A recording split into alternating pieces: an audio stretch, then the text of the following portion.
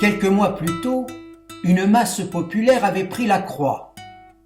Cette masse populaire, dénuée de toute raison, de toute organisation, choisit de mépriser les sages conseils et de leurs seigneurs, et de leurs hommes d'église, et de leurs proches. Ces brigands, venus de nulle part, dispersés un peu partout sur les routes de Constantinople, se rendirent coupables de crimes odieux, de Worms à Mayence, de Cologne à Prague. Ces maudits brigands voulurent déjà venger notre Seigneur Jésus-Christ dans le sang des Juifs, victimes prioritaires de leur haine. Pire, ils s'en prirent même à des chrétiens.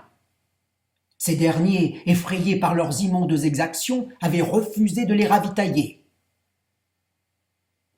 Il est heureux que la plupart de ces maudits brigands n'aient pu rallier Constantinople parce que découragés, parce que morts.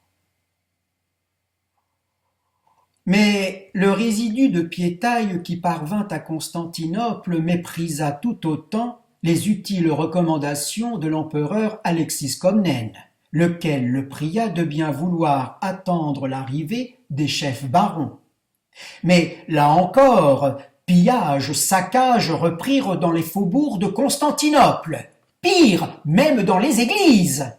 Effrayé par leurs immondes exactions, l'empereur expulsa tous ces parasites loin de sa ville, pour les parquer de l'autre côté du bras. Certes, isoler ces vandales, sans véritable chef, c'était les exposer au danger, mais là encore, on les invita à attendre patiemment l'arrivée des chefs barons, et là encore, ils furent sourds à tous les avertissements. Xérigordo, Xérigordo, forteresse maudite, l'infidèle vous rappela la raison en vous passant tous au fil de son cimeterre. Tous? Oh non, quelques-uns échappèrent à ce massacre, non pas grâce à leur vaillance, mais à cause de leur paresse. Des traînards, des traînes savates. Ce vice leur sauva la vie. Je préfère ne pas mentionner leur nom pour ne pas faire honte à l'histoire. Néanmoins, il est un homme que je dois extraire de cette fange. Un homme parmi quelques-uns, mais celui-ci tout particulièrement. Pierre l'Ermite, dit Petit Pierre. Celui-ci prétendit avoir reçu une lettre de Jésus, de Dieu, enfin, je ne sais plus. Elle était destinée au pape et elle stipulait l'urgence de délivrer les lieux saints. Affabulation, hérésie, légende, mystère. Vêtu d'une simple robe de bure, accompagné de son fidèle bourricot, à qui l'on arrachait des poils que l'on conservait comme reliques, Pierre l'Ermite prêchait la mobilisation. Partout il se présentait, des bords de Seine au bord du Danube.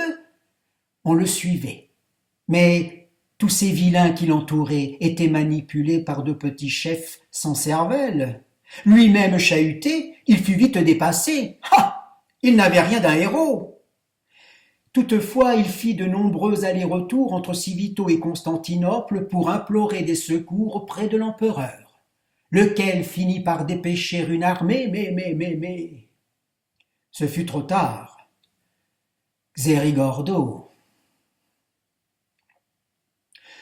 Aujourd'hui, Petit Pierre est à Constantinople avec une poignée dérisoire de survivants, enfin résignés à attendre l'armée des chefs barons.